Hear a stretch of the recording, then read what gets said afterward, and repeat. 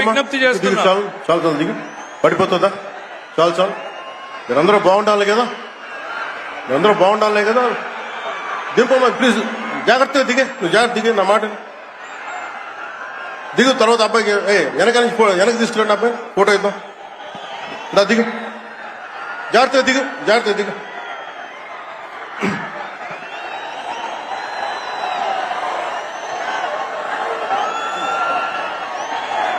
పుట్టపర్తి నారాయణాచార్యులు గారు రచించిన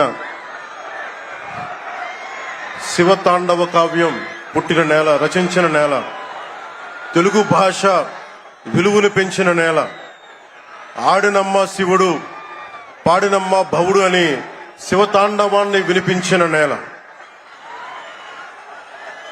ఈ నేల ఒక పుట్టపర్తి నారాయణాచార్యులు, కవి బళ్ళారి రాఘవ గారు లాంటి నాటకరంగ రచయిత, నటుడు, విధాన్ విశ్వం లాంటి మహానుభావులు, గజ్జల మల్లారెడ్డి గారి లాంటి కవులు, ఇలాంటి వాళ్ళందరూ పుట్టిన నేల. ప్రతి రాయలసీమ కవులు కళాకారులు అనేది ఋతువులు ఎన్నైనా మా రాళ్లసీమకి ఒకటే ఋతువు, కరువు ఋతువు. కాలాలు ఎన్నైనా మా రాయలసీమకి ఒకటే కాలం, ఎండాకాలం. దాన్ని మనం రూపుమాపే ప్రయత్నం చిత్తశుద్ధితో చేస్తోంది. పరిశ్రమలు, ఉద్యాన పంటలు, సాగునీటి ప్రాజెక్టులు మొదలైనవి చేపట్టి రాయలసీమని రతనాల సీమగా మార్చే దిశలోనే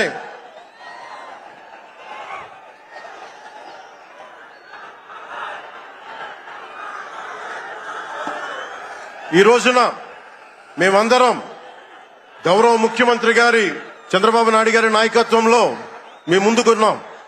ఈ సూపర్ 6 కార్యక్రమం ఇన్ని వేల కోట్లు ఆర్థిక ఇబ్బందులుండి వీటన్నిటినీ ముందుకు తీసుకురాగలుగుతున్నామంటే మీ భవిష్యత్తు కోసం, యువత భవిష్యత్తు కోసం, మహిళల భవిష్యత్తు కోసం,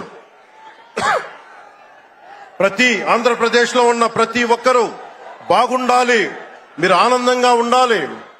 మనం మీరే అన్నారు, ఆ రోజు మేము అడిగాం, రాష్ట్రం బాగుండాలి, యద్భావం తద్భవతి. మీరు ఎలా ఆలోచించారో మేమందరం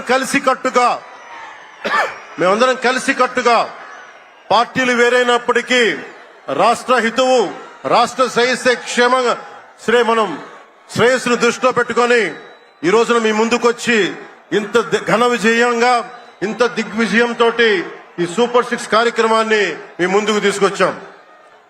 దీని సూపర్ 6 కార్యక్రమానికి సంబంధించి భవిష్యత్తు రాయలసీమ వెనుకబాటుతనం గురించి, దానికి నీటి సౌకర్యాల గురించి, పారిశ్రామిక గురించి గౌరవ ముఖ్యమంత్రి గారు మాట్లాడతారు. నేను మీ చెప్పదలుచుకున్నది ఒకటి, ఆరోగ్య బీమా పథకం సాకారం కాబోతుంది. ఒక్కొక్క పథకం ద్వారా ఒక్కొక్క కుటుంబానికి 25 లక్షల ఆరోగ్య బీమా వర్తిస్తుంది. అలాగే పర్యాటక రంగంలో కూడా మనకి దాదాపు 10,000 పైచులకు పెట్టుబడులు ఆకర్షిస్తున్నాం. అలాగే పంచాయతీ రాజ్ శాఖలో కూడా పల్లె పండుగ ద్వారా 13,300 గ్రామ పంచాయతీలని గ్రామ సభలు నిర్వహించి రికార్డు చేసి 2,007 కిలోమీటర్ల బీటీ రోడ్లు, 4,000 కిలోమీటర్ల సిసి రోడ్లు చేయగలిగాం. 1,55,000 నీటి కుంటలు నిర్మించి 1 టీఎంసీ నీటిని వర్షాకాలం నిల్వ చేయగలిగాం. అలాగే మూగజీవాల దాహార్తి తీర్చేందుకు 15,000కు పైగా నీటి తొట్లు నిర్మించాం. 22,518 మినీ గోకులాలు చేశాం. అడవి తల్లి బాట కార్యక్రమం గౌరవ ప్రధానమంత్రి శ్రీ నరేంద్ర మోదీ గారి సహకారంతో, ముఖ్యమంత్రి శ్రీ నారా చంద్రబాబు నాయుడు గారి నాయకత్వంలో కూటమి ప్రభుత్వం 1,005 కోట్లతో ప్రధానమంత్రి పిఎం జన్మన్ పథకం, మహాత్మా గాంధీ జాతీయ ఉపాధి హామీ పథకం ద్వారా రాష్ట్ర ఉపాధి హామీ పథకం 625 గిరిజన గ్రామాలని అనుసంధానిస్తూ 1,069 కిలోమీటర్ల రోడ్ల నిర్మాణం జరుగుతోంది. గర్భిణీ స్త్రీలకి డోలీ మోతల నుంచి విముక్తి కలిగించాల లక్ష్యంతో ముందుకెళ్తున్నాం. 7,910 కోట్లతోటి జల్ జీవన్ మిషన్ కి ప్రాజెక్టులు చేపట్టాం. అటవీ విస్తారాన్ని పెంచే లక్ష్యంలో 1 కోటి మొక్కల నాటే కార్యక్రమానికి శ్రీకారం చుట్టాం. కర్ణాటక ప్రభుత్వానికి నుంచి సహకారంతో 4 కుంకి ఏనుగులను తీసుకొచ్చాం. అలాగే శాంతి భద్రతల పరిరక్షణ వ్యవహారంలో భేదాలు చూడకుండా ముందుకు వెళ్తామని శాసనసభ సాక్షిగా గౌరవ ముఖ్యమంత్రి శ్రీ నారా చంద్రబాబు నాయుడు గారు స్పష్టం చేశాం. నేను అదే మాట చెప్పాను. ఆ మాట కట్టుబడే ముందుకు వెళ్తున్నాం.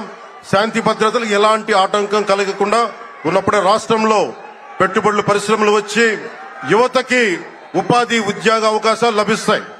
ముఖ్యంగా మన రాయలసీమ యువతకి మీరు ఉపాధి అవకాశాలకు వేరే రాష్ట్రాలకు వెళ్లకుండా మన అనంతపురంలో, మన కర్నూలు, మన కడప, మన చిత్తూరు జిల్లాల్లో మొత్తం ఉపాధి అవకాశం పక్క రాష్ట్రాల నుంచి మనకు వచ్చేలాగా పారిశ్రామికరణ జరగాల దిశగా గౌరవ ముఖ్యమంత్రి నారా చంద్రబాబు నాయుడు గారు ఆధ్వర్యంలో ఆయన నాయకత్వంలో ముందుకు తీసుకెళ్తున్నాం.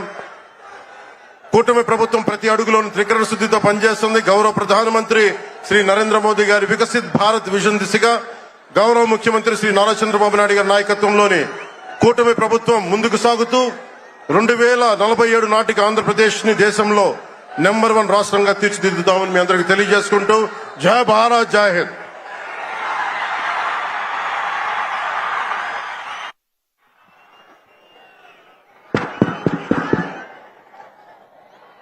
ఈరోజు ఈ సభా కార్యక్రమంలో పాల్గొనాల్సినటువంటి 2 వ్యక్తులు రాలేకపోయారు.